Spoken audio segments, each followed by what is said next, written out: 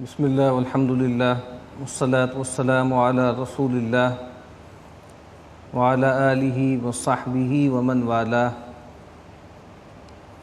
رب اشرح لی صدری ویسر لی امری واحلل عقدۃ من لسانی یفقہوا قولی اللہم انفعنا بما علمتنا وعلمنا ما ينفعنا وزدنا علما آمین یا رب العالمین۔ آج ہمیں جس باب کا مطالعہ کرنا ہے اس کا عنوان ہے باب الامر باداء الامانہ، امانت کی ادائیگی کا حکم۔ امانت کا جو لفظ ہے وہ بہت وسیع لفظ ہے، اور اگر ہم دیکھیں تو قرآن مجید میں بھی ایک جگہ پر دو چیزوں کا تذکرہ ہے،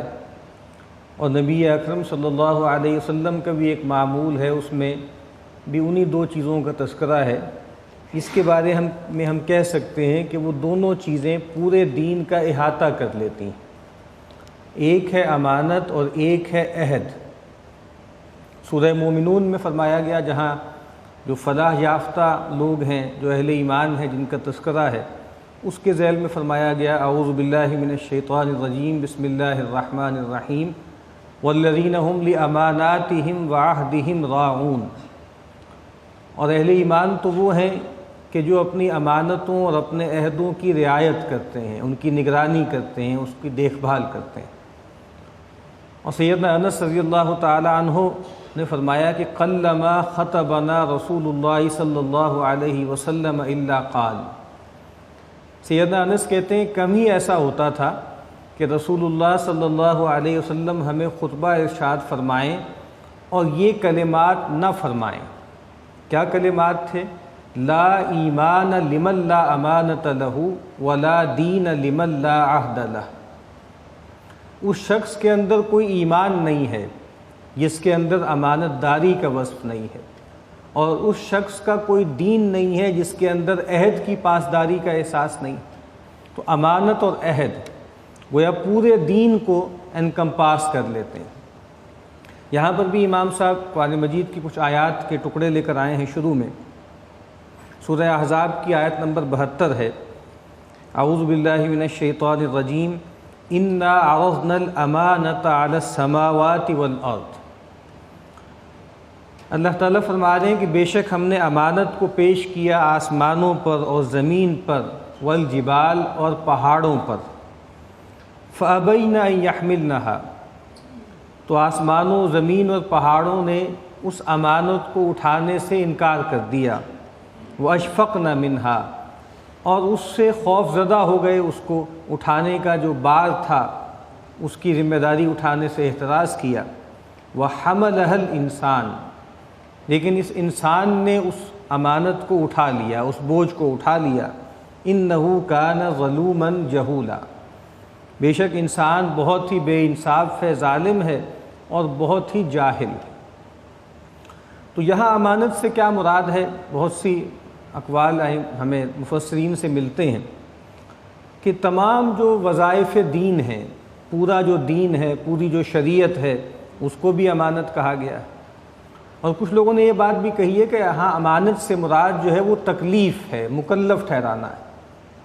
یہ بات ہم کہتے ہیں کہ انسان جو ہے وہ اشرف المخلوقات ہے، تمام مخلوقات پہ اللہ تعالیٰ نے اس کو شرف بخشا ہے، فضیلت دی ہے۔ تو اس کا ایک سبب یہ بھی ہے نا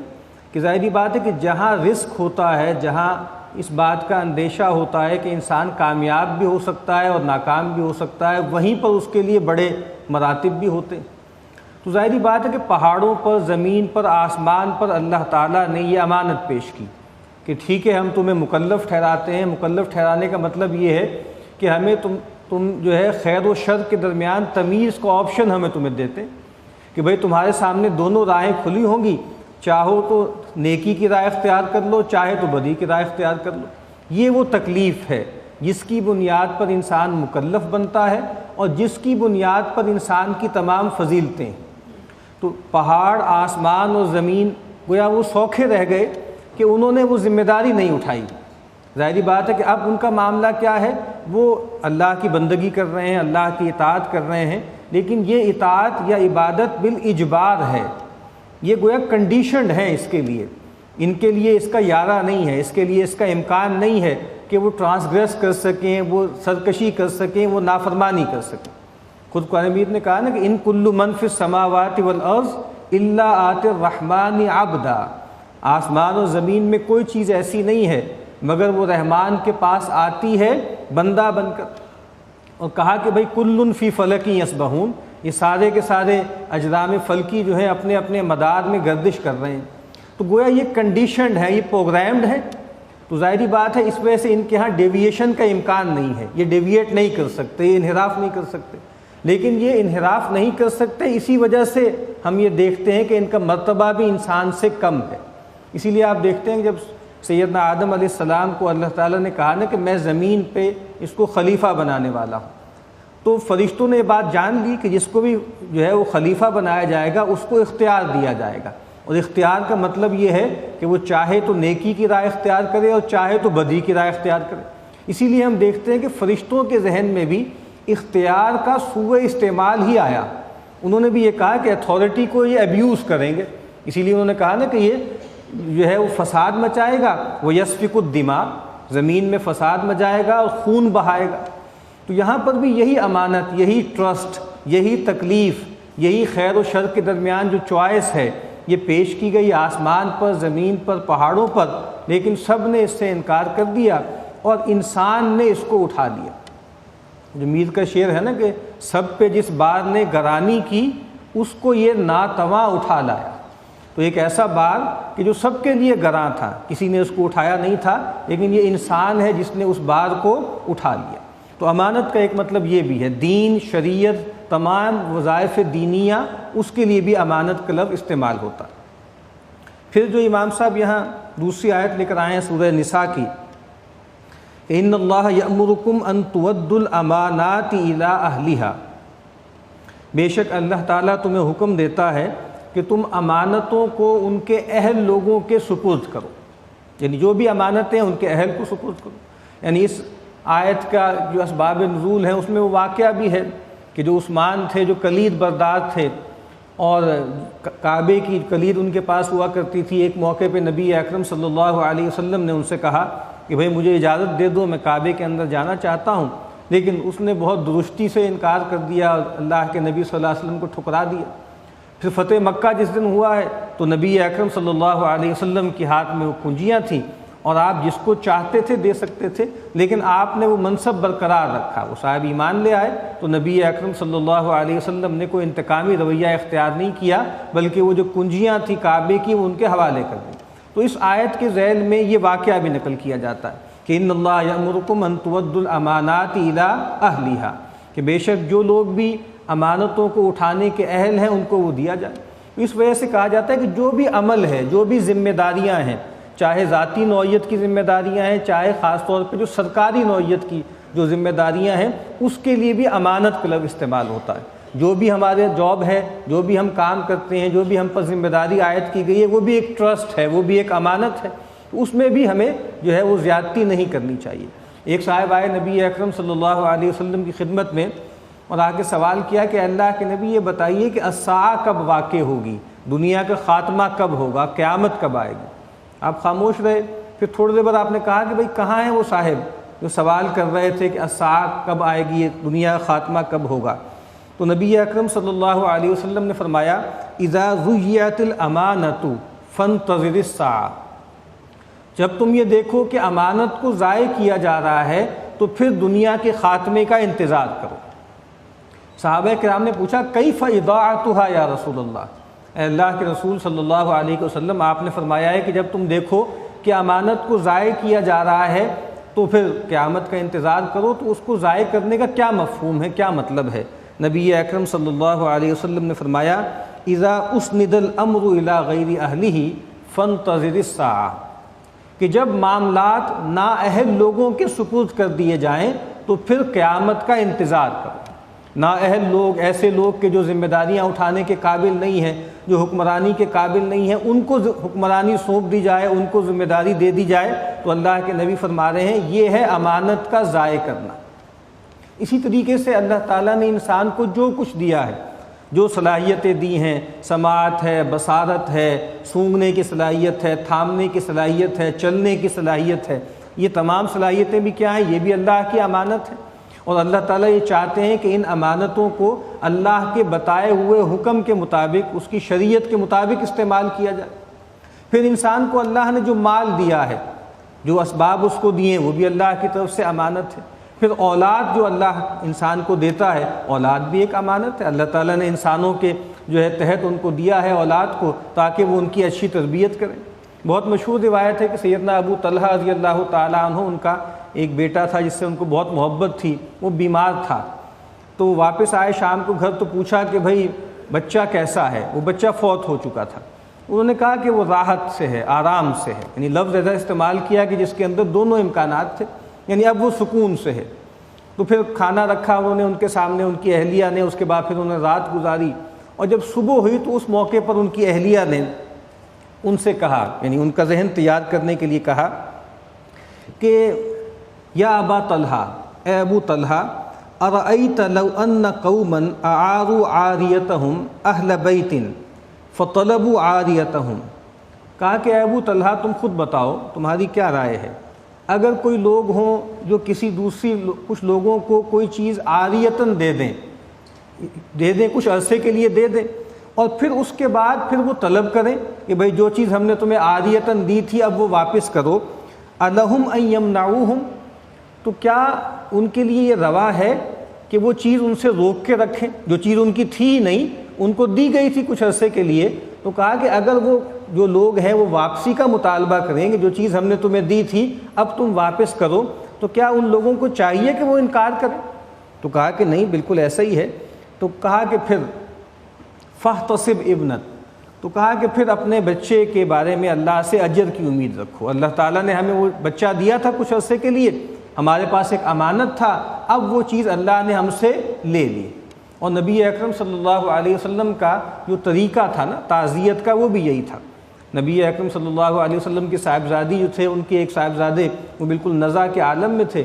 تو انہوں نے نبی اکرم صلی اللہ علیہ وسلم کو بلا بھیجا کہ آپ تشریف لے آئیے، تو آپ نے پیغمبر کو کہا کہ بھئی ان سے کہو کہ ان للہ ما اخذ ولہ ما اعطا، جو کچھ دیا وہ بھی اللہ ہی کی طرف سے تھا، اور جو لے رہا ہے وہ بھی اللہ ہی لے رہا ہے۔ اور کہا کہ وَكُلُّ شَيْءٍ عِندَهُ بِأَجَلٍ مُّسَمًّى، اور ہر چیز اللہ کے ہاں ایک متعین مدت تک کے لیے ہوتی ہے، فَلْتَصْبِرْ وَلْتَحْتَسِبْ، تو تمہیں چاہیے کہ تم صبر کرو، اور تمہیں چاہیے کہ تم اس کا اجر اللہ سے لینے کی نیت رکھو۔ تو یہ بھی کیا ہے، جو بھی انسان کو اولاد دی گئی ہے وہ بھی اللہ کی امانت ہے، اور جب چاہے اللہ تعالیٰ اس کو واپس لے لے، تو انسان کو اس پر کوئی جزا فضا نہیں کرنی چاہیے، کوئی شکوہ شکایت نہیں کرنا چاہیے۔ اسی طریقے سے جو راز ہوتے ہیں، نبی اکرم صلی اللہ علیہ وسلم نے فرمایا کہ اگر کوئی شخص کسی دوسرے شخص سے کوئی بات کرے اور بات کرتے ہوئے ادھر ادھر دیکھے، تو کہا کہ پھر یہ چیز بھی امانت ہے، یعنی جب کوئی آدمی کسی کو کوئی بات بتا رہا ہے اور دیکھ رہا ہے ادھر ادھر، تو اس کا مطلب یہ ہے کہ وہ چاہتا ہے کہ یہ بات خفیہ رہے، یہ بات چھپی ہوئی رہے، تو کہا کہ پھر یہ بھی امانت ہے۔ تو اس طرح کے جو راز ہوتے ہیں اس کو بھی فاش نہیں کرنا چاہیے۔ روایت میں الفاظ آتے ہیں کہ المجالس بالامانہ،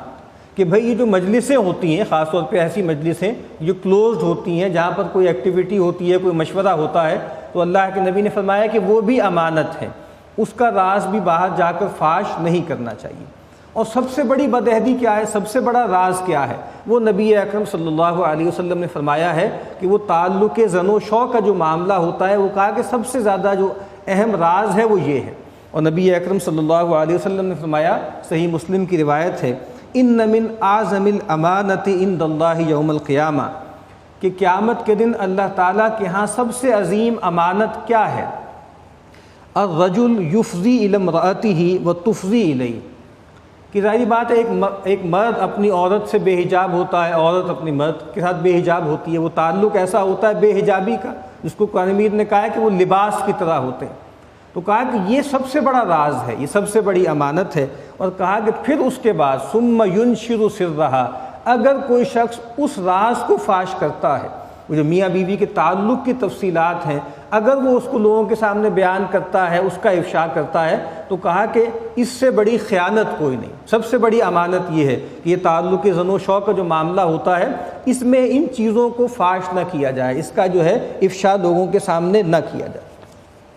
اسی طریقے سے نبی اکرم صلی اللہ علیہ وسلم کے فرامین میں بھی، قرآن مجید میں بھی ہمیں بات معلوم ہوتی ہے کہ امانت کا مطلب جو بالکل عام سامنے کا مطلب ہے وہ بھی ہے کہ اگر کوئی چیز آپ کے پاس رکھوائی جائے تو آپ اس کو بلا کم و کاست واپس کر دیں، اس میں کوئی جو ہے کمی نہ کریں، اس میں کوئی کوتاہی نہ کریں، اس کو برتیں نہ، بلکہ جس طرح چیز دی گئی تھی اس کو واپس کر دیں۔ اب شروع میں امام صاحب جو ہیں وہ ایک روایت لے کر آئے ہیں بہت مشہور، سیدنا ابو ہریرہ رضی اللہ تعالی عنہ اس کے راوی ہیں۔ وہ کہتے ہیں کہ نبی اکرم صلی اللہ علیہ وسلم نے فرمایا آیت المنافق ثلاث، منافق کی 3 نشانیاں ہیں۔ اذا حدث کذب، پہلی نشانی کیا ہے کہ جب بولتا ہے جھوٹ بولتا ہے۔ وَإِذَا وَعَدَ أَخْلَفَ، جب وعدہ کرتا ہے بدعہدی کرتا ہے، وعدے کی خلاف ورزی کرتا ہے۔ وَإِذَا اؤْتُمِنَ خَانَ، اور جب بھی امانت اس کے پاس رکھوائی جاتی ہے، جب بھی امین بنایا جاتا ہے، خیانت کرتا ہے۔ اور ایک دوسری روایت میں الفاظ آتے ہیں کہ 4 علامتیں ہیں۔ وَإِذَا خَاصَمَ فَجَرَ، اور جب وہ کہیں جھگڑے میں ہوتا ہے، کسی آرگومنٹ میں پڑتا ہے تو پھٹ پڑتا ہے، آپے سے باہر ہو جاتا ہے۔ اور ایک روایت میں آپ نے فرمایا کہ جس آدمی کے اندر جتنی خصلت پائی جاتی ہے، ان 4 میں سے جتنا حصہ پایا جاتا ہے، اتنا ہی اس کے اندر نفاق پایا جاتا ہے۔